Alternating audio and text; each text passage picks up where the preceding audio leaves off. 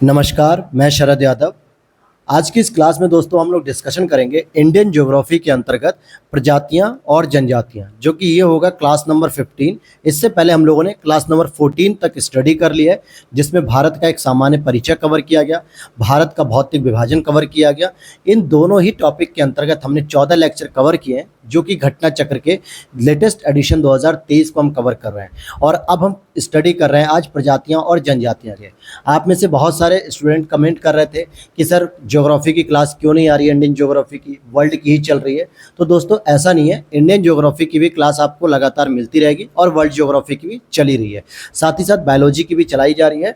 तो चलिए शुरू करते हैं आज के इस टॉपिक को, थोड़ा सा हम इसे बड़ा कर लेते हैं। और आगे बढ़ने से पहले एक छोटी सी रिक्वेस्ट है, अगर चैनल पर पहली बार आए हैं या चैनल अभी तक आप लोगों ने सब्सक्राइब नहीं किया है, तो आरओ की तैयारी के लिए, यूपी पीसीएस की तैयारी के लिए बेहद ही इंपॉर्टेंट चैनल है आपके लिए, तो इसे जरूर सब्सक्राइब कर ले। यहाँ सब कुछ आपको बहुत अच्छी क्वालिटी कंटेंट के साथ पढ़ाया जाता है। टेस्ट सीरीज के रूप में ध्येय आईएएस की टेस्ट सीरीज कराई जा रही है, जीएस वर्ल्ड की टेस्ट सीरीज कराई जा रही है, साथ ही साथ आपको पीसीएस मंत्रा की भी टेस्ट सीरीज कराई जा रही है और सबकी पीडीएफ्स भी मिल जाती हैं। तो इसकी पीडीएफ अगर आप लोग चाहते हैं घटना चक्र 2023 की लेटेस्ट एडिशन की, तो कमेंट सेक्शन में, मतलब जो वीडियो के डिस्क्रिप्शन बॉक्स में, वहाँ पे एक व्हाट्सअप नंबर दिया हुआ है, जिस पर आप मैसेज करके वहाँ से पीडीएफ वगैरह ले सकते हैं। तो चलिए शुरू करते हैं आज के टॉपिक को। और आज हम पढ़ेंगे जनजातियाँ, क्योंकि यहाँ पे 3 से 4 प्रश्न हर साल आते हैं, मतलब 3 से 4 प्रश्न आ चुके हैं इससे अभी तक।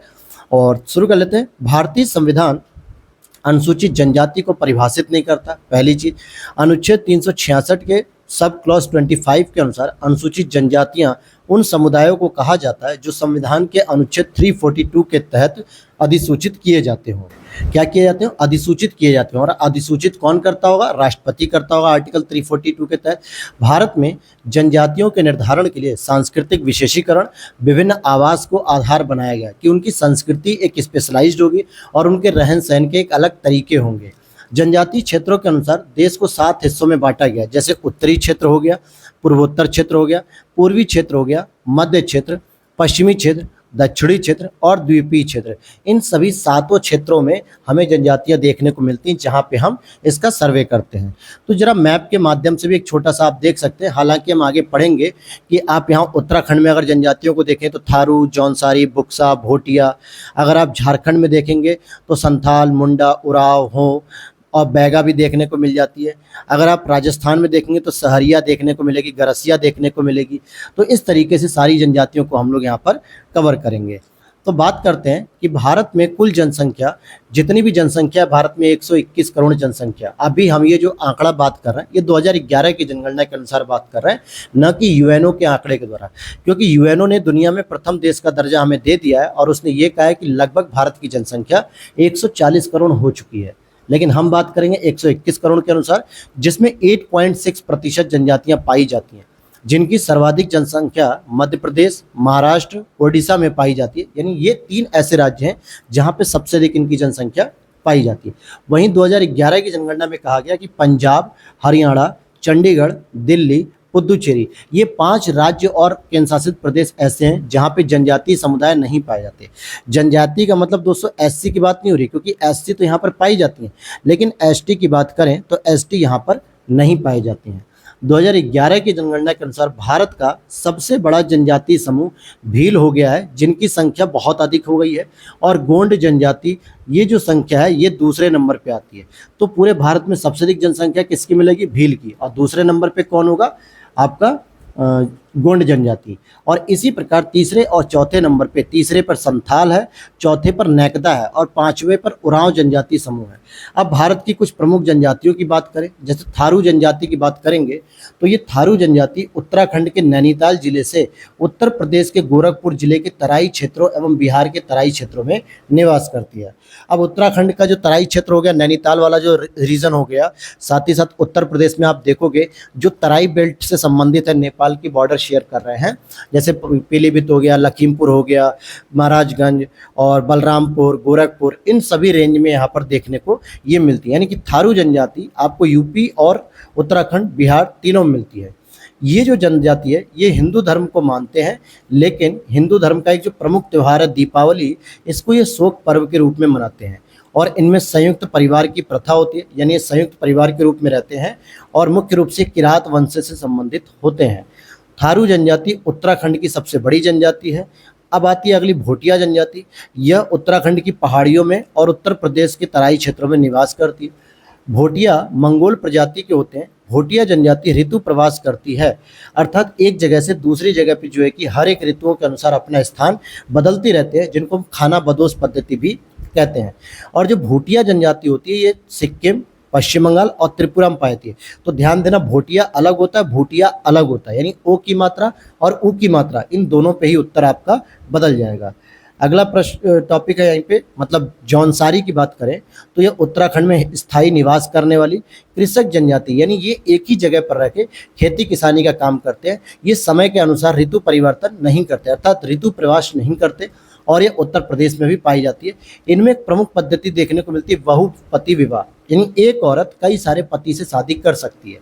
जैसे कई सारे कल्चर में आपने देखा होगा, या हिंदू धर्म में भी राजा महाराजाओं की कहानी में, कि एक राजा कई सारी रानियों को रखता था। अकबर को ही देख लीजिए, 3-3 विवाह किए थे इन्होंने भी। लेकिन जो जौनसारी जनजाति है इसमें बहुपति प्रथा देखने को मिलती है। और बुक्सा जनजाति की बात करेंगे तो ये उत्तराखंड के नैनीताल, पौड़ी, गढ़वाल जिलों में पाई जाती है और उत्तर प्रदेश के भी कुछ भागों में पाई जाती है। इनमें अनुलोम और प्रतिलोम विवाह प्रचलित है।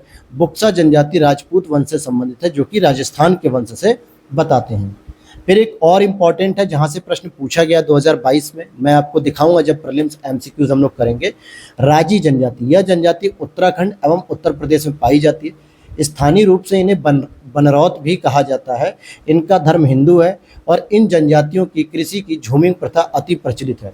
झूमिंग पद्धति क्या होती है दोस्तों, कि जैसे मान लीजिए आप इस खेती क्या कर रहे हो, इस कृषि के एरिया में आप खेती कर रहे हो, गेहूँ चावल पैदा कर रहे हो, लेकिन जब आपको लगता है कि इसकी उर्वरा शक्ति कम हो गई, उपजाऊ शक्ति कम हो गई, तो आपने क्या किया, इसी के बगल में जो खेत होता है, यानी जहाँ पे जंगल होता है, और उस जंगल को क्या किया, उस जंगल को साफ करके पेड़ों को काटना शुरू किया और वहाँ पे खेती करना शुरू कर दिया। इसी को हम झूमिंग प्रथा कहते हैं। तो इससे जो सबसे बड़ा नुकसान होता है कि जंगलों और वनों की कटाई होती चली जाती है, जिसका एक बहुत बड़ा हमें नुकसान उठाना पड़ता है। इसी प्रकार से एक और जनजाति होती है खरवार जनजाति की बात करेंगे तो खरवार या खैरवार जनजाति उत्तर प्रदेश के देवरिया, बलिया, गाजीपुर, वाराणसी, सोनभद्र, इवन मिर्जापुर जिलों में भी निवास करती है। और यह स्वभाव से अत्यंत क्रोधी और शारीरिक रूप से बड़ी मजबूत होती है। यह उत्तर प्रदेश की दूसरी बड़ी जनजाति है। ध्यान देना, यह उत्तर प्रदेश की दूसरी बड़ी जनजाति है। और ध्यान देने वाली बात है कि इनका नाम खरवार क्यों पड़ा, क्योंकि ये खैर नामक एक वृक्ष होता है। ठीक है दोस्तों, ये खैर नामक एक वृक्ष होता है और इससे ये कत्था बनाते हैं। कत्था क्या होता है, जो पान में लगाया जाता है, जिसकी वजह से पान खाने पे मुंह क्या होता है, लाल हो जाता है। चूने के साथ कत्था लगता है, तो कत्था जो बनता है वो खैर वृक्ष से बनता है और ये खैर वृक्ष के द्वारा ही काम करते हैं, कत्था बनाने का काम करते हैं। इसीलिए यहाँ से इनको नाम दे दिया गया खरवार जनजाति। हालांकि ये बिहार, पश्चिम बंगाल, उत्तराखंड और उड़ीसा में भी पाए जाते हैं।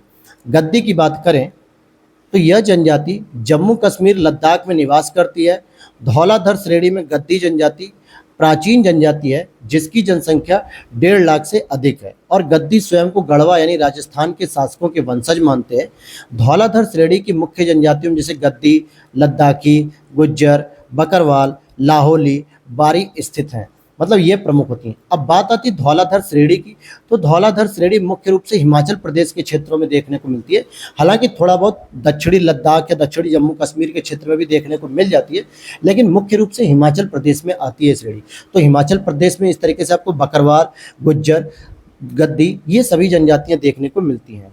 अब अगली बात करेंगे गोंड की, तो ये गोंडवाना लैंड के मूल निवासी हैं, जिस कारण इन्हें गोंड कहा जाता है। और यह जनजाति समूह बिहार, पश्चिम बंगाल, झारखंड, महाराष्ट्र, छत्तीसगढ़, मध्य प्रदेश, उत्तर प्रदेश, ओडिशा, कर्नाटक, आंध्र प्रदेश, तेलंगाना सहित गुजरात में पाई जाती है।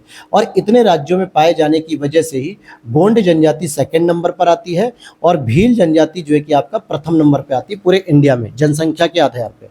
और यह मुख्य रूप से आखेट यानी शिकार करते हैं और मछली पर निर्भर रहते हैं। गोंड जनजाति भी स्थानांतरित कृषि भी करते हैं, अर्थात झूमिंग कृषि करते हैं। गोंड लोग कम वस्त्र पहनते हैं, परंतु स्त्रियों को आभूषण पहनने का बड़ा शौक रहता है और पशु बलि इनकी महत्वपूर्ण प्रथा है। गोंड जनजाति समूह उत्तर प्रदेश का सबसे बड़ा जनजाति समूह है। ध्यान देना, उत्तर प्रदेश का सबसे बड़ा समूह है। और अभी मैंने इससे पहले आपको बताया था कि उत्तर प्रदेश की दूसरी बड़ी जनजाति है खैरवार। अब बात करेंगे भील की। तो जो भील शब्द की उत्पत्ति हुई है तमिल भाषा के बिल्लुवर शब्द से हुई है, जिसका अर्थ होता है धनुष्कारी।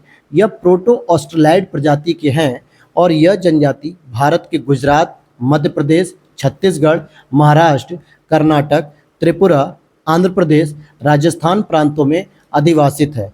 भीलों की संस्कृति में घूमर नृत्य का विशेष महत्व होता है। भीलों की संस्कृति में दोस्तों घूमर नृत्य का एक बहुत ही विशेष महत्व होता है। यानी जो आप राजस्थान में अक्सर ये गाना सुनते हैं ना, घूमर घूमर घूमर, मतलब एक डांस भी होता है गोल गोल घूम के। तो ये एक अच्छा कल्चर होता है राजस्थान का, जो भील जनजाति के द्वारा ही किया जाता है। अगली जनजाति है संथाल।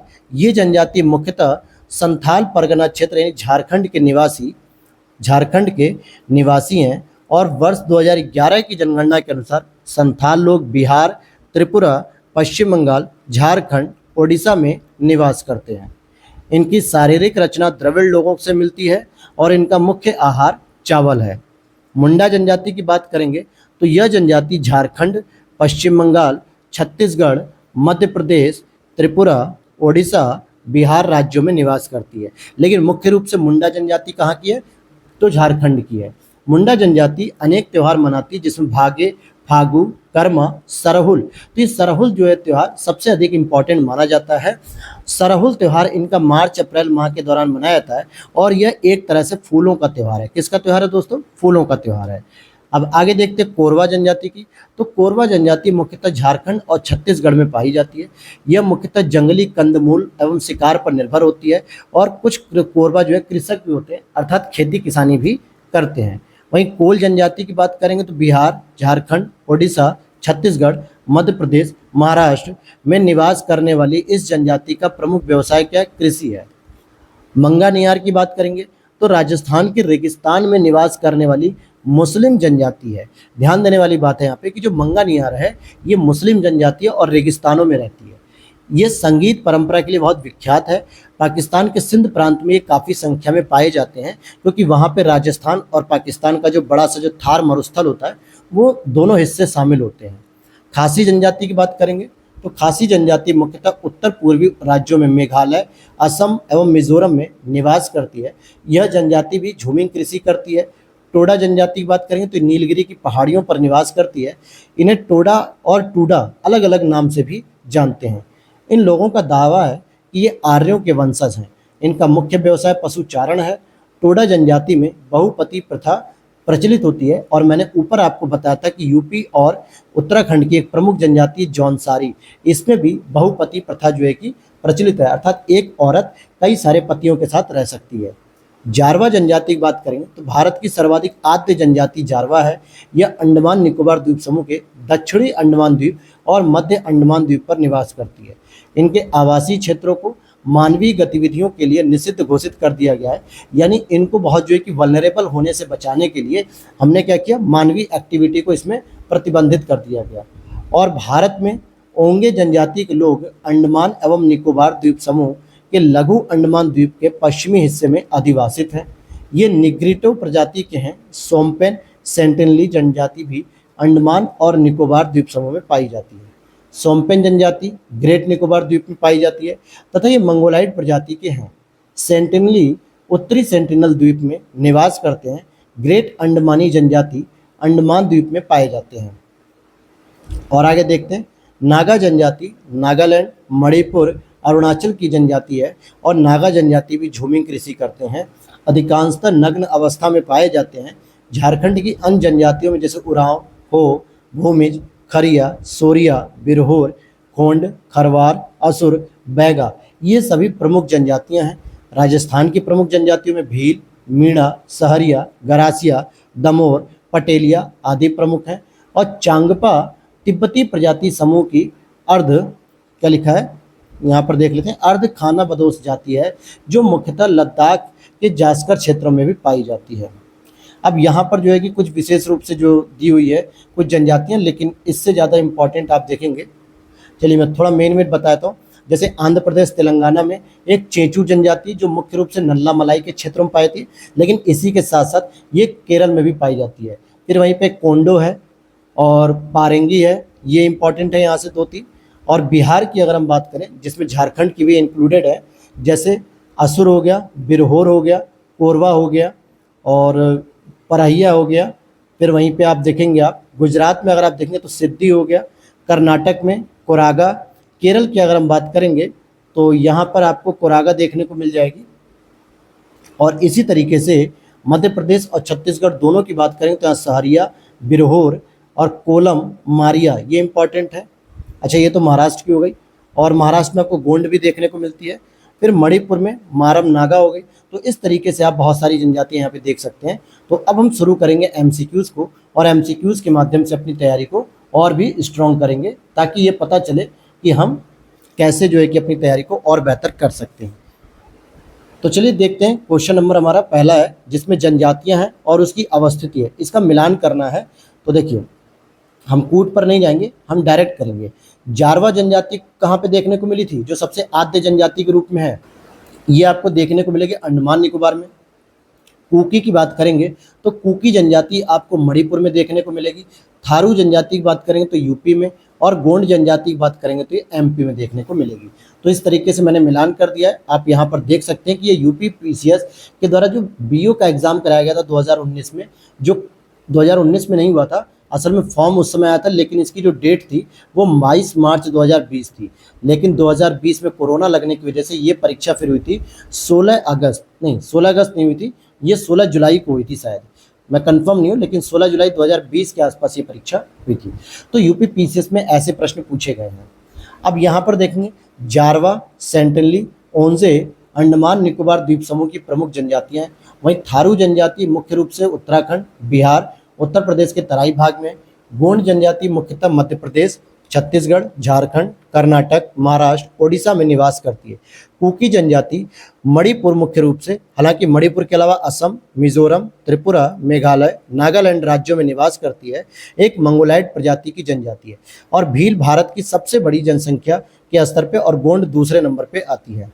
अब अगला प्रश्न पूछा जा रहा है कि ये पीले वर्ण मतलब हल्के पीले रंग के होते हैं, तिर्यक नेत्र यानी कि हल्के तिरछे नेत्र होते हैं, उठी हुई कपोल अस्थि यानी कि माथा उठा हुआ रहता है, छुटपुट छोटे छोटे केस होते हैं, बाल, और मध्यम ऊंचाई, हाइट बहुत ज़्यादा नहीं होती। किसके बारे में बात हो रही है, तो ये मंगोलाइड के बारे में बात हो रही है, जो नॉर्थ ईस्ट के एरिया में मिलते हैं, जो हल्के चीनी प्रजाति की तरह लगते हैं। तो यहाँ पर मंगोलाइड जो होते हैं उत्तर पूर्वी यानी नॉर्थ ईस्ट और दक्षिण पूर्वी एशिया में रहते हैं, जो अमेरिका के मूल निवासी थे। इस प्रजाति के लोगों का रंग पीला हो जाता है और शरीर पर बालों की कमी होती है, बाल सीधे होते हैं। इनकी मुख्य विशेषता अध खुली आंखों का होना, यानी आंखें इनकी बहुत छोटी छोटी होती है और आधी खुली रहती हैं। बात करेंगे अगले प्रश्न पे, उत्तर पूर्वी भारत के पहाड़ी एवं जंगली क्षेत्रों में निम्नलिखित में से कौन सा प्रजाति समूह पाया जाता है, तो ये मंगोलाइड की बात कर रहे हैं हम लोग, तो मंगोलाइड हो जाएगा इसका सही उत्तर। और अब हम यहाँ पर देखते हैं, अगला प्रश्न है हमारा यूपी पीसीएस प्रीलिम्स 2002 का, भारत की निम्नलिखित में से कौन सी जनजाति प्रोटो ऑस्ट्रेलाइड प्रजाति से संबंधित है, तो प्रोटो ऑस्ट्रेलाइड जो जनजातियां हैं उससे संथाल संबंधित है, मुख्य रूप से कौन सी संबंधित है, संथाल। नेक्स्ट क्वेश्चन है, निम्नलिखित भागों में द्रविडियन प्रजाति मुख्यतः कहाँ संकेंद्रित होती है, तो द्रविडियन जो है कि दक्षिण भारत में होती है, जो द्रविड़ प्रजाति और द्रविड़ भाषा का प्रयोग करते हैं। इवन कि यहाँ के जो मंदिर होते हैं वो द्रविड़ कला का विकास यहाँ पर देखने को मिलता है हमको। तो इसको देख लेते हैं क्या लिख रहा है ये, द्रविडियन प्रजाति मुख्य रूप से भारत के दक्षिणी भाग में संकेंद्रित है। यह द्रविड़ भाषा परिवार से संबंधित है। इनमें तमिल, कन्नड़, मलयालम, तेलुगु, तुलु प्रमुख होती हैं। और दक्षिण द्रविडियन प्रजाति के लोग दक्षिण पूर्वी भारत में और मध्य भारत में भी बिखरे हुए हैं। अगला प्रश्न है, भारत में जो एकमात्र मानवाभ कपि पाया था, यानी कि मानव की तरह दिखने वाला जो कपि पाया था वो कहाँ पाया था, असम का श्वेतांबो गिबन उसे कहा जाता है। क्वेश्चन नंबर 7 है, बीपीएससी प्रीलिम्स 2015 में पूछा गया है, निम्नलिखित में से किस राज्य में जनजाति समुदाय की पहचान नहीं की गई है, तो भाई जनजाति समुदाय की पहचान आर्टिकल मतलब 2011 की जनगणना के अनुसार हरियाणा, पंजाब, दिल्ली और पुदुचेरी और साथ ही साथ चंडीगढ़, इन 5 क्षेत्रों में पहचान की गई है कि यहाँ पे शेड्यूल्ड ट्राइब्स बिल्कुल भी नहीं पाई जाती हैं। अगला प्रश्न है यहाँ पर, अब यहाँ पे देखेंगे जनजातियाँ हैं और मूल राज्य हैं। थारू की बात करेंगे तो ये अब यहाँ पर देखने वाली बात है कि अच्छा, यहाँ पर पूछ भी रहा है कि कौन सा जोड़ा सही है, हमें यहाँ पे मिलान नहीं करा, तो थारू आपका उत्तराखंड उत्तर प्रदेश दोनों सही है। लेकिन भूटिया, मैंने बताया था कि भूटिया आपके नॉर्थ ईस्ट में मिलती है, मतलब मुख्य रूप से आपको सिक्किम में देखने को मिलेगी, त्रिपुरा में मिलेगी और पश्चिम बंगाल में, जबकि उत्तर प्रदेश और उत्तराखंड में भूटिया देखने को मिलती है। तो बी वाला ऑप्शन गलत हो जाएगा। और देख लेते हैं, मुंडा की बात करें और कोल की बात करें, तो वहाँ पे कह रहा है कि मुंडा की बात करें तो मुंडा जो है कि बिहार में नहीं, मुख्य रूप से झारखंड में मिलती है, और कोल जो है आपको राजस्थान में नहीं। तो सही सुमेलित क्या था, पहला वाला था कि थारू जनजाति जो होती है वो उत्तराखंड में ऑप्शन है, ये सही है, क्योंकि मुख्य रूप से नेपाल में भी पाई जाती है और यूपी में भी पाई जाती है। 2011 की जनगणना में कहा गया कि थारू जनजाति उत्तराखंड, बिहार, उत्तर प्रदेश में पाई जाती है। भूटिया जनजाति सिक्किम, पश्चिम बंगाल में पाई जाती है। मुंडा जनजाति पश्चिम बंगाल, छत्तीसगढ़, मध्य प्रदेश, त्रिपुरा, ओडिशा, बिहार, झारखंड में पाई जाती है, परंतु बिहार मुंडा जनजाति का मूल राज्य नहीं माना जाता है। कोल जनजाति के लिए बिहार, झारखंड, ओडिशा, छत्तीसगढ़, मध्य प्रदेश और महाराष्ट्र में पाई जाती है, न कि राजस्थान में। अगले प्रश्न को देखते हैं, कौन सी जनजाति दीपावली को शोक का त्योहार मनाती है? तो भाई ये हो जाएगा सही उत्तर, थारू जनजाति। ये जो है कि शोक का त्योहार मनाती है, हालांकि हिंदू जनजाति है और साथ ही साथ ये संयुक्त परिवार के रूप में रहते हैं। अगला प्रश्न है, निम्नलिखित में से कौन सी अनुसूचित जनजाति दीपावली को शोक के रूप में मनाती है? ये थारू जनजाति मनाती है। फिर से वही प्रश्न आ गया रिपीटेड कि हिंदू त्योहार को थारू लोग शोक का पर्व मनाते हैं, कौन से त्योहार को? दीपावली को मनाते हैं। अगले प्रश्न को देखते हैं, फिर आरओ का प्रीलिम्स में देखिए 2017 में पूछा गया, यही प्रश्न रिपीट हो गया कि थारू जनजाति निवास कर रही है किन राज्यों में? तो आप देखेंगे उत्तराखंड और उत्तर प्रदेश, साथ ही साथ आप इसको बिहार को भी इसमें इंक्लूड कर सकते हैं। अब अगला प्रश्न हम लोग देखते हैं। अब देखेंगे ये कि थारू के लोगों का निवास स्थान कहाँ पे, तो उत्तर प्रदेश भी दिया और बिहार भी दिया है। हालांकि जिस समय ये प्रश्न पूछा गया 1991 में, उस समय उत्तर प्रदेश उसका उत्तर हो सकता है, क्योंकि इसी के अंतर्गत उत्तराखंड भी आता था। उत्तर प्रदेश उत्तराखंड एक ही था, तो यहाँ पर बी ऑप्शन हो सकता है। लेकिन वर्तमान में 2011 की जनगणना के अनुसार देखें तो यहाँ पे बिहार भी शामिल हो रहा है और उत्तर प्रदेश भी। फिर आगे देख लेते हैं, अगला जो प्रश्न है आपका लिंबू जनजाति। अब यहाँ पूछ रहा है कौन सा सही सुमेलित है। लिंबू जनजाति सिक्किम में है, बिल्कुल सही है। कार्बी जनजाति हिमाचल प्रदेश, डोंगरिया कोंद ओडिशा और बोडा तमिलनाडु। तो इसको जरा देख लेते हैं, ए ऑप्शन से 1 और 3, अर्थात जो लिंबू जनजाति सिक्किम, नेपाल और भूटान एवं तिब्बत में पाई जाती है, जबकि कार्बी जो कि मिकिर जनजाति के रूप में होती है पूर्वोत्तर भारत में मुख्यतः असम की पहाड़ी क्षेत्रों में पाई जाती है। असम के कार्बी एंगलांग जिले में इनका सघन वास देखने को मिलता है। डोंगरिया कोन जनजाति का संबंध ओडिशा से, बोंडा जनजाति का संबंध ओडिशा से, न कि तमिलनाडु से। अगला प्रश्न है, निम्नलिखित में से कौन धौलाधर श्रेणी क्षेत्र की प्रमुख जनजाति है? तो प्रमुख जनजाति आपको देखने को मिलेगी गद्दी, जबकि गद्दी के अलावा लद्दाखी, गुज्जर, बकरवाल, लाहौली और बारी, ये भी जनजातियां यहाँ पर देखने को मिल जाती हैं। अगला है गद्दी लोग निवासी हैं। गद्दी लोग कहाँ के निवासी हैं? हिमाचल प्रदेश के निवासी, क्योंकि धौलाधर जो श्रेणी है वो मुख्य रूप से आपको हिमाचल में ही देखने को मिलेगी। फिर यहाँ पे अगला पॉइंट है, प्रश्न है संथाल निवासी हैं कहाँ के? पूर्वी भारत के संथाल निवासी हैं, जिसमें मुख्य रूप से इनका निवास स्थान पश्चिम बंगाल, बिहार, झारखंड और ओडिशा में देखने को मिलता है, साथ ही त्रिपुरा में भी देखने को मिलता है। अगला प्रश्न, निम्नलिखित में से कौन सुमेलित नहीं है? भील आपको गुजरात में देखने को मिलेंगे, जौनसारी उत्तराखंड में, खासी मेघालय में, लेकिन संथाल छत्तीसगढ़ में देखने को नहीं मिलेगा। मुख्य रूप से ये झारखंड में देखने को मिलती है जनजाति। अगला प्रश्न, संथाल में विवाहों का सबसे सामान्य रूप कौन सा माना जाता है? तो इसे बुपला माना जाता है, जो कि झारखंड 2016 में पूछा गया है। पढ़ लेते हैं संथालों के बारे में कि संथाल जब विवाह करते तो उस पद्धति को बुपला या बापला कहा जाता है, और इसमें वर पक्ष के द्वारा वधु पक्ष को दिया जाने वाला जो उपहार होता है या वधु मूल्य होता है उसे हम पोन कहते हैं। और एक बिटलाहा इसमें एक पद्धति होती है जो कि सबसे कठोर सजा के रूप में मानी जाती है, जो सामाजिक बहिष्कार के रूप में होता है, और संथाल गांव का जो प्रधान व्यक्ति होता है उसे मांझी कहा जाता है। तो ये 4-5 पॉइंट है। अगला प्रश्न पूछा जा रहा है, ऋतु प्रवास किया जाता है भोटिया जनजाति के द्वारा, जौनसारी के द्वारा, बुक्सा के द्वारा और थारू के द्वारा। तो सही उत्तर हो जाएगा भोटिया। ये जो भोटिया जनजाति होती है मुख्य रूप से सिक्किम की जनजाति होती है, जो सिक्किम में भी पाई जाती है, आपके नेपाल वगैरह में भी पाई जाती है। बोडो जनजाति की बात करें तो बोडो जनजाति गारो पहाड़ियों में मिलती है। ये निर्जातीय और बहुभाषी समुदाय है जो भारत के उत्तर पूर्व की गारो पहाड़ियों में देखने को मिलती है। यहाँ पे बोडो लैंड की मांग भी कर रहे हैं लगातार, तो नॉर्थ ईस्ट में बोडो जनजातियाँ रहती हैं। अगला प्रश्न है गारो जनजाति कहाँ की है? तो अब देखिए, वैसे आप कहेंगे सर ये तो मेघालय क्यों नहीं चाहिए, क्योंकि मेघालय में गारो, खासी, जयंतिया 3 पहाड़ियां हैं, लेकिन गारो जनजाति वहाँ पे असम में भी निवास करती है, मेघालय में भी निवास करती है और मिजोरम में भी निवास करती है। 2011 की जनगणना में कहा गया कि गारो जनजाति मेघालय, असम, मिजोरम तीनों ही राज्यों में पाई जाती है, इसीलिए किसी भी एक उत्तर का चयन करना मुश्किल है। लेकिन हमें देखना चाहिए प्रश्न किस समय पूछा गया था। प्रश्न पूछा गया था 1997 में, उस समय तो मेघालय उत्तर था, लेकिन आपको जो आंसर देना वो 2011 की जनगणना के अनुसार देना है, इसलिए तीनों ही मानना पड़ेगा आपको। अगला है मेंस का प्रश्न, खासी और गारो भाषा बोलने वाली जनसंख्या पाई जाती है। ये फिर वही बात, मेघालय, असम और मिजोरम आना चाहिए, तो भी यहाँ पे 2 राज्य आपको देखने को मिल रहे हैं। तो आगे बढ़ लेते हैं हम लोग अगले प्रश्न को।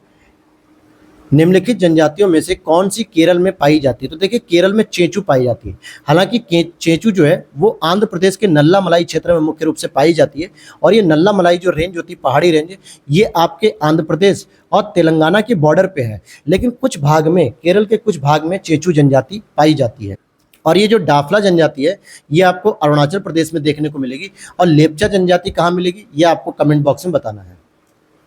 अगला प्रश्न है, भारत की सबसे बड़ी जनजाति कौन सी है? अब ये तो पूछा गया सन 2000 में, तो उसने उत्तर दिया गोंड। लेकिन जब 2011 की जनगणना से करोगे तो आपकी भील हो जाएगी पहले नंबर पे और गोंड हो जाएगी दूसरे नंबर पे। इतनी बात याद रखनी है आपको।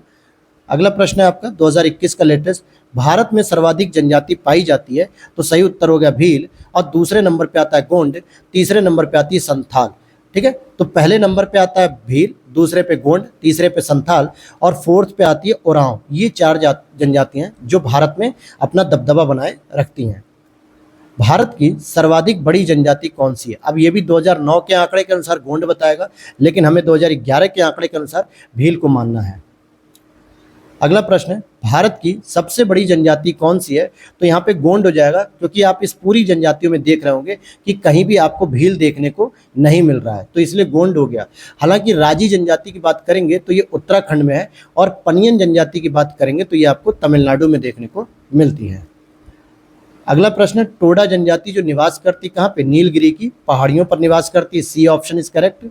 फिर उसके आगे देखें तो एमपीपीसीएस 2017 और यूपी में 2013 में पूछा गया, निम्नलिखित क्षेत्रों में से टोडा जनजाति का मूल निवास क्षेत्र कहाँ पर है? तो नीलगिरी की पहाड़ियाँ इसका मूल निवास क्षेत्र है। अगला प्रश्न है, अंडी और ओपोर तीपी नाम प्रचलित विवाह किस आदिवासी समुदाय से संबंधित है? तो ये हो जनजाति की विवाह पद्धति होती है, और हो मुख्य रूप से आपको झारखंड में देखने को मिलेगी। और यहाँ प्रश्नों को देख लेते हैं अगले प्रश्न की ओर। निम्नलिखित जनजातियों में से कौन बहुपति विवाह की प्रथा को मानता है? तो डी हो जाएगा टोडा जनजाति। क्या हो जाएगा? टोडा जनजाति। अब यहाँ पर देखिए, मैंने थोड़ा सा जूम को छोटा कर दिया ताकि आपको और अच्छे से दिखे, तो देख लेते हैं। अगला प्रश्न है यहाँ पे, सरहुल त्योहार कौन सी जनजाति मनाती है? तो सरहुल त्योहार आपकी उरांव जनजाति मनाती है, लेकिन ये केवल उरांव का ही त्योहार नहीं है, और भी जनजातियां इसमें शामिल होती हैं। जैसे आप देखेंगे कि उरांव, मुंडा, हो जनजातियों के द्वारा यह मुख्य रूप से झारखंड के क्षेत्र में मनाया जाता है, और इसका मतलब होता है हिंदू कैलेंडर के प्रथम माह चैत्र में मनाया जाता है, और जिसका तात्पर्य है कि ये वृक्षों की पूजा करते हैं, जिससे पता चलता है कि ये जातियां प्रकृति से कितना निकट रूप से जुड़ी हैं। अगला है, एक जनजाति जो सरहुल त्योहार मनाती है, तो यहाँ पे मुंडा हो गया, उरांव हो गया, हो गया, ये तीनों ही जनजातियां देखने को मिलती हैं कि ये इस त्योहार के साथ जुड़ी हुई हैं। अगला प्रश्न है, घुमकरिया किस जनजाति की सामाजिक संस्था है? तो घुमकरिया आपका उरांव जनजाति की सामाजिक संस्था है, क्योंकि उरांव जनजाति का युवा गृह घुमकरिया कहलाता है। उरांव जनजाति में समगोत्री विवाह निषिद्ध है। उरांव समाज में बाल विवाह की प्रथा नहीं है, और यहाँ पे विवाह का सर्वाधिक प्रचलित रूप है आयोजित विवाह, और विवाह का प्रस्ताव वर पक्ष के सामने रखा जाता है। इस विवाह में वर पक्ष को वधु मूल्य देना पड़ता है। उरांव गांव का मुखिया महतो कहलाता है, और उरांव गांव की पंचायत पंचोरा कहलाती है। अगला प्रश्न है यहाँ पर, उत्तराखंड की सबसे बड़ी अनुसूचित जनजाति कौन सी होती है? तो जौनसारी होती है। अगर हम बात करें तो यहाँ पर कौन कौन सी पाई जाती है? देखिए, थारू ऑप्शन में था क्या? अच्छा, ये 2005 का है। अब 2011 के आंकड़े को अगर आप देखेंगे तो उत्तराखंड में सबसे अधिक जनसंख्या थारू की है, फिर जौनसारी, फिर भुक्सा, फिर भोटिया, फिर राजी। तो इस तरीके से इनको आधार आप देख सकते हो। मिजोरम में बस्ती संरूप मुख्यतः कटकों के साथ साथ रैखिक प्रतिरूप होता है। घाटियाँ कंटकों की अपेक्षा ठंडी होती हैं, और अगले प्रश्न को देखते हैं, निम्नलिखित में से कौन सा एक सही सुमेलित नहीं है? भोटिया जनजाति उत्तर प्रदेश में है, खासी मेघालय में, संथाल झारखंड में, टोडा जनजाति तमिलनाडु में। अब आप देखेंगे चारों ही ऑप्शन यहाँ पर सही दिए हुए हैं, क्योंकि भूटिया अगर होता तो ये ऑप्शन गलत हो सकता था, क्योंकि भूटिया आपका सिक्किम में होता है, न कि यूपी में, लेकिन यहाँ पे भोटिया दिया है स्पष्ट रूप से, तो ये चारों ही ऑप्शन यहाँ पर सही है। और अगला प्रश्न है, टोडा जनजाति कहाँ निवास करती है? तो ये तमिलनाडु में निवास करती है। फिर आगे देख लेते हैं अगले प्रश्न को, निम्नलिखित में से कौन सा एक सुमेलित नहीं है? तो बी ऑप्शन होगा क्या? बिहू असम में होता है, पोंगल तमिलनाडु में होता है, बैसाखी पंजाब में, लेकिन ओणम आंध्र प्रदेश में नहीं होता है, बल्कि केरल का त्यौहार है, तो बी ऑप्शन हो गया। अगला प्रश्न है आपका, निम्नलिखित में से कौन सा युग्म सही सुमेलित नहीं है? गोवा की बात करेंगे तो कोंकणी भाषा बोलते हैं, मेघालय वाले खासी भाषा बोलेंगे, नागालैंड के लोग जो अंगामी जनजाति है वो अंगामी भाषा बोलेंगे, लेकिन सिक्किम के लोग तिब्बती भाषा बोले ये जरूरी नहीं है, क्योंकि यहाँ के लोग जो मुख्य रूप से नेपाली भाषा बोलते हैं, भूटिया बोलते हैं, लेप्चा बोलते हैं। और मैंने आपसे ऊपर पूछा भी था कि लेप्चा जनजाति किस राज्य में निवासित करती है, तो इसका सही उत्तर हो जाएगा सिक्किम। फिर आगे देखते हैं अगले प्रश्न पे, निम्नलिखित में से कौन सा युग्म सही सुमेलित नहीं है? देखिए अंगामी, रेंगमा, कोन्याक ये तीन प्रमुख जनजातियां हैं जो नागालैंड में होती है, आपातानी अरुणाचल प्रदेश में, भोटिया उत्तर प्रदेश में, गोंड मध्य प्रदेश में, तो ये चारों ही ऑप्शन यहाँ पे सही है। तो फिर वही बात कहूँगा कि अगर भोटिया को भूटिया लिखा जाता तो ये सिक्किम, असम, पश्चिम बंगाल के आधार पे बी ऑप्शन हम गलत कर सकते थे। अगला प्रश्न है यहाँ पे, भील जनजाति कहाँ पाई जाती है? तो भील जनजाति महाराष्ट्र में पाई जाती है, हालांकि ये गुजरात, मध्य प्रदेश, छत्तीसगढ़, महाराष्ट्र, आंध्र प्रदेश, कर्नाटक, तेलंगाना, त्रिपुरा, राजस्थान में पाई जाती है। अगला प्रश्न है, भारत की जनजाति निम्नलिखित जनजातियों में से कहाँ पर मतलब किन जनजातियों में बहुपति प्रथा देखने को मिलती है? तो एक तो आपकी उत्तराखंड और उत्तर प्रदेश की प्रमुख जनजाति जौनसारी, और साथ ही दक्षिण भारत की नीलगिरी पहाड़ियों पर रहने वाली टोडा, इन दोनों ही जनजातियों में हमें बहुपति प्रथा देखने को मिलती है। तो सी ऑप्शन हो जाएगा 3 और 4, अर्थात कि जौनसारी हो गई और टोडा, यही दो प्रमुख जनजातियां हैं जिनमें हमें देखने को मिलता है।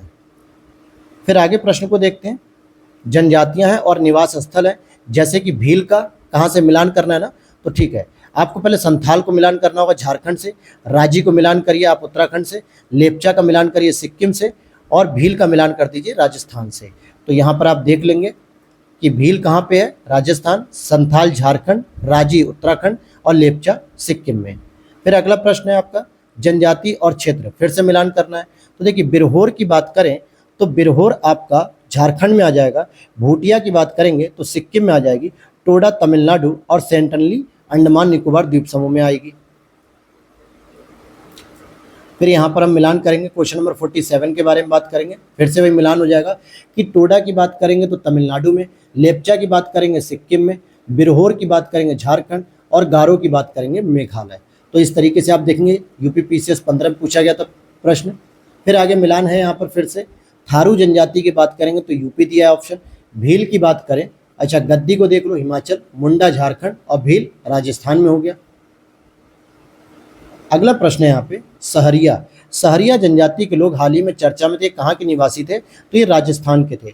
सहरिया जनजाति मुख्य रूप से छत्तीसगढ़, MP और उत्तर प्रदेश में पाई जाती है, लेकिन राजस्थान की मुख्य रूप से जनजाति है। फिर जनजाति की बात करेंगे तो जौनसारी की अगर हम बात करें तो उत्तराखंड, संथाल झारखंड, भील मध्य प्रदेश, लेप्चा सिक्किम में, तो ये मिलान सही हो गया।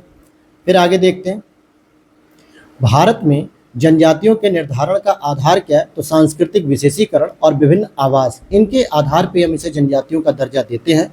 और अब अगला प्रश्न है आपका, पहाड़ी कोरबा, बैगा, मारिया, सहरिया, इनका मिलान करना है। तो इनका मिलान हम देखते हैं यहाँ पे, पहाड़ी कोरबा जसपुर में, बैगा मंडला में, मंडला मतलब MP में ही है, मारिया पातालकोट छिंदवाड़ा, सहरिया ग्वालियर में। ये चारों ही जो शहर है ये मुख्य रूप से आपके MP के ही हैं और वहाँ की क्षेत्रीय जनजाति के रूप में पूछा गया। अगला प्रश्न यहाँ पे मोपला, मोपला आप देखेंगे केरल के मुस्लिम समुदाय है। मुरिया की बात करें टोडा की, टोडा तमिलनाडु में, मुंडा आपका छत्तीसगढ़ हो जाएगा और मुरिया हो जाएगा आपका उड़ीसा में। यहाँ पे आप देख सकते हो कि मोपला केरल में है, मुरिया छत्तीसगढ़, टोडा तमिलनाडु, मुंडा उड़ीसा में है। 1 मिनट, हाँ ये ठीक हो जाएगा दोस्तों कि मुंडा आपकी झारखंड उड़ीसा वगैरह में होती है, लेकिन मुरिया आपकी छत्तीसगढ़ में ही रहेगी। अब अगला प्रश्न है आपका कि टोडा जनजाति मुख्यतः निवास करती कहाँ पे? तमिलनाडु में निवास करती है। फिर आगे प्रश्न देखते हैं, निम्नलिखित कथन में से कौन सा सही नहीं है? भारत के संविधान में अनुसूचित जनजाति कोई परिभाषा नहीं है, यह बात तो सही है।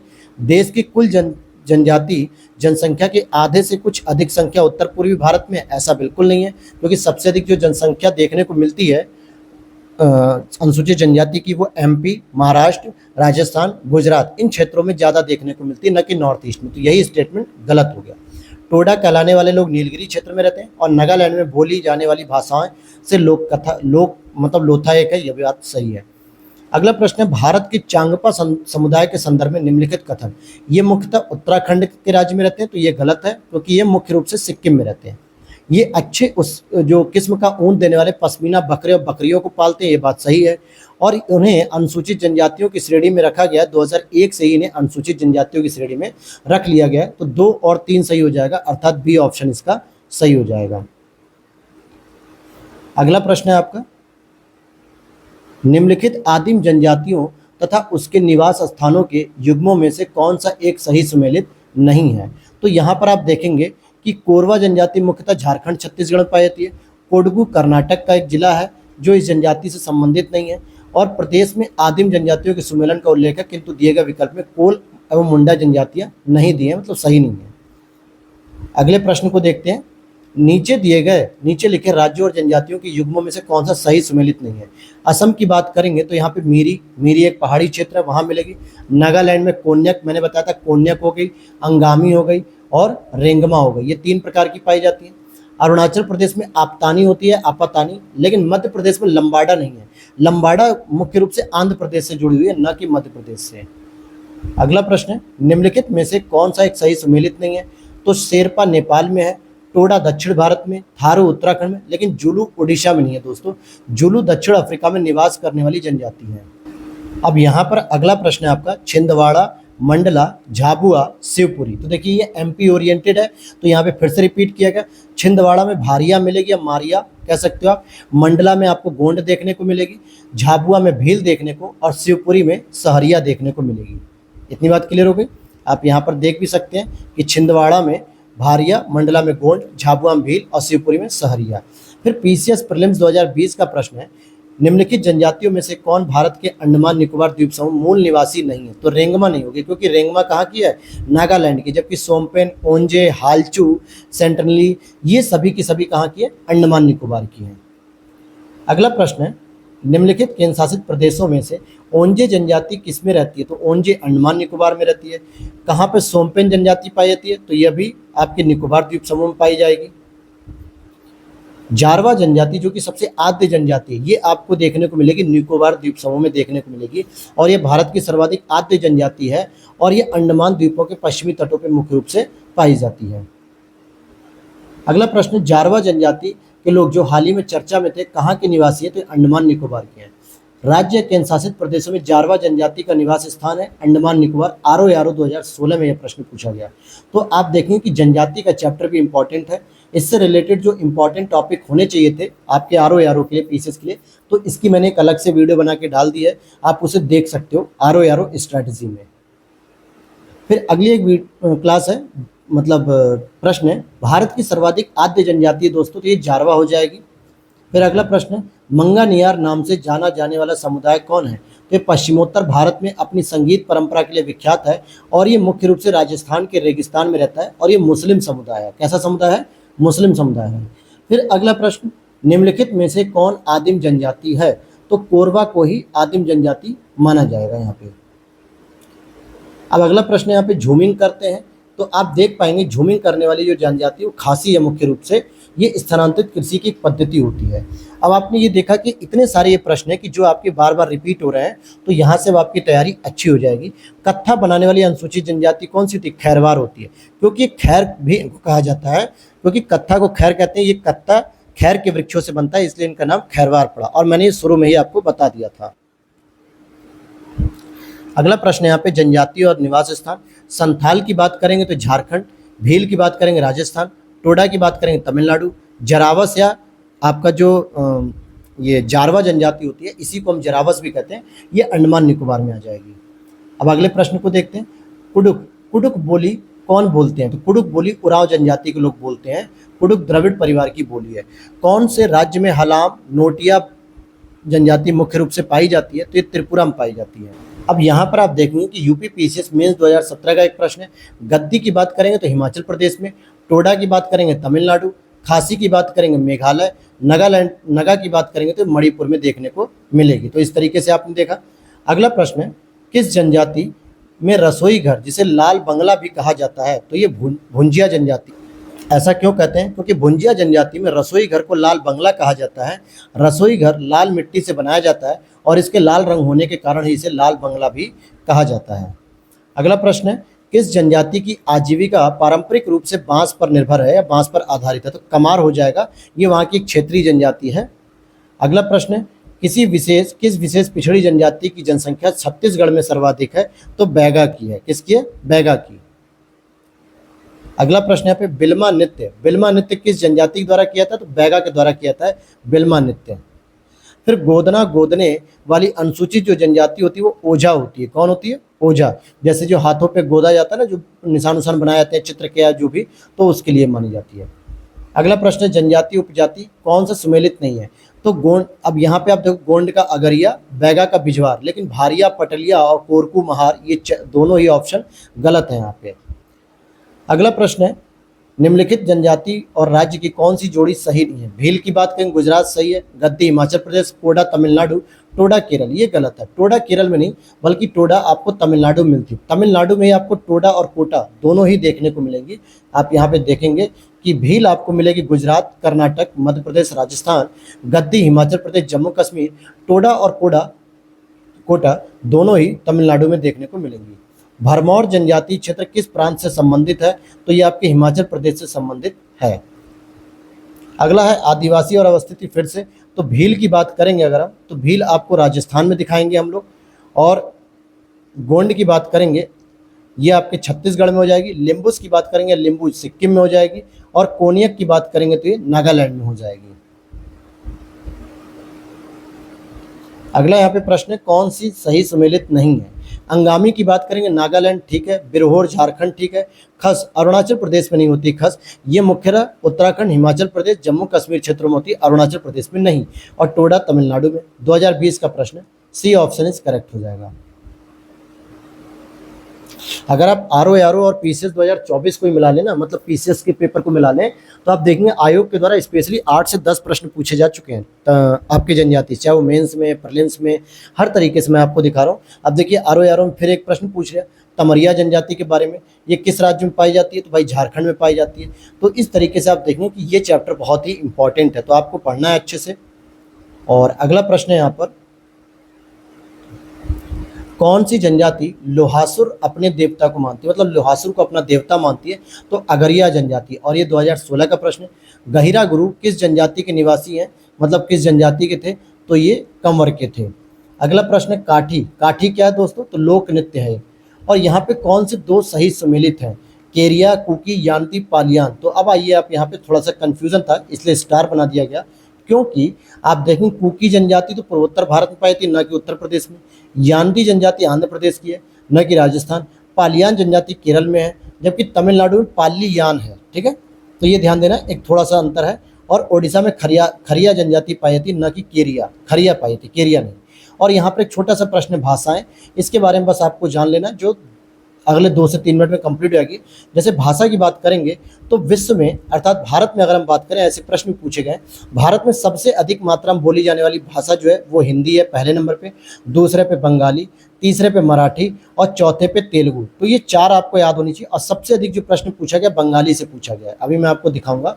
और साथ ही साथ जो विभिन्न प्रकार के भाषा समूह, जैसे भारत यूरोपीय या इंडो यूरोपीय जो भाषा है, इस परिवार में आपकी मराठी, संस्कृत, पाली, अंग्रेजी, प्राकृत, अपभ्रंश, हिंदी, बांग्ला, गुजराती, ये सभी जो भाषाएं वो इसी परिवार से संबंधित है। लेकिन द्रविड़ परिवार की तो दक्षिण भारत में जाइए, तेलुगु, तमिल, मलयालम, कन्नड़, गोंडी, ओरांव। और ऑस्ट्रो एशियाटिक समूह की जो भाषाएं हैं ये मुख्य रूप से जनजातियों की भाषाएं, जैसे खासी, संथाली, मुंडारी, भूमिज, इनके द्वारा ये बोली जाती है, जनजातियों के द्वारा। तो अब हम यहाँ पर, अच्छा, एक प्रश्न ये भी पढ़ सकते हैं, शास्त्रीय भाषाएं क्या होती हैं? कल्चरल लैंग्वेज, जो कि भारत सरकार के द्वारा 6 भाषाओं को दिया गया। सबसे पहले तमिल भाषा को दिया गया था 2004 में शास्त्रीय भाषा का दर्जा, फिर संस्कृत को दिया गया 2005 में, कन्नड़ और तेलुगु को क्रमशः 2008 में, मलयालम 2013, ओडिशा 2014 इनको जो है शास्त्रीय भाषा का दर्जा प्राप्त है। यानी टोटल इस समय 6 शास्त्रीय भाषाएं देखने को मिलती हैं। पहला प्रश्न है आपका, भारत के संदर्भ में हल्बी हो कोई, ये पद किससे संबंधित है और आईएएस प्रीलिम्स 2021 का प्रश्न है। तो ये जनजातीय भाषा से संबंधित है, जो जनजातियों की भाषाएं होती हैं। अगला प्रश्न, हिंदी के पश्चात कौन सी भारतीय भाषा विश्व में सर्वाधिक बोली जाती है। तो बंगाली भाषा बोली जाती है। फिर आगे देख लीजिए, भारतीय उपमहाद्वीप में बोली जाने वाली भाषाओं में बोलने वालों की सर्वाधिक संख्या के आधार पर हिंदी के बाद किसका नंबर आता है। तो हिंदी के बाद बांग्ला का आता है, यानी कि बंगाली का। हिंदी के पश्चात कौन सी भाषा आती है। तो बंगाली होती है। तो ये प्रश्न कई बार पूछा गया है। भारत का कौन सा सबसे बड़ा भाषाई समूह है। तो सबसे बड़ा भाषाई समूह इंडो आर्यन है, क्योंकि इसमें आपको हिंदी, बंगाली, पाली, मराठी, गुजराती प्रमुख भाषाओं का ग्रुप देखने को मिलता है, जहाँ पे सबसे अधिक भाषाएं बोली जाती हैं। और अगला प्रश्न है आपका, निम्नलिखित भाषाओं में से कौन सा ऑस्ट्रिक समूह की भाषा है, यानी कि जो आपकी जनजातियों के द्वारा प्रयोग की जाती है। तो खासी, इसमें 4 भाषाएं आती हैं, खासी, संथाली, मुंडारी, भूमि। यही 4 भाषाएं हैं जो ऑस्ट्रिक समूह यानी ऑस्ट्रो एशियाटिक समूह की हैं। अब यहाँ पे यूपी की लोकेशन दिखा रहा है ABCD। तो ए वाला एरिया मथुरा का क्षेत्र, तो ब्रज भाषा बोली जाएगी। बी लखनऊ का, तो अवधी। सी भोजपुरी और डी मैथिली, जो बिहार से संपर्क साझा करती है। तो यहाँ पर सी ऑप्शन हो जाएगा, ब्रज भाषा, अवधी, भोजपुरी और मैथिली। अगला प्रश्न है, वर्ष 2014 में किसे प्राच्य भाषा यानी सांस्कृतिक भाषा का दर्जा दिया गया। तो यहाँ पर आप देखेंगे ओडिया को, क्योंकि मैंने अभी बताया सबसे पहले तमिल को 2004 में, संस्कृत को 2005 में, तेलुगु और कन्नड़ को 2008, मलयालम को 2013 और साथ ही साथ जो आपकी ओडिया भाषा है इसको 2014 में शास्त्रीय भाषा का दर्जा दिया गया। तो ये थी आज की क्लास दोस्तों। और अब हमारा अगला टॉपिक जो शुरू होगा, सबसे इंपॉर्टेंट चैप्टर, गंगा नदी तंत्र यानी अपवाह तंत्र। और इसकी PDF अगर आप लोग चाहते हैं तो आप लोग डिस्क्रिप्शन बॉक्स में दिए गए व्हाट्सएप नंबर पर मैसेज करके वहाँ से ले सकते हैं। टेस्ट सीरीज के लिए भी अपडेट के लिए आप लोग टेलीग्राम चैनल को जरूर ज्वाइन कर लीजिए, लिंक डिस्क्रिप्शन बॉक्स में दिया गया है। तो मिलते हैं नेक्स्ट वीडियो में। Thanks for watching.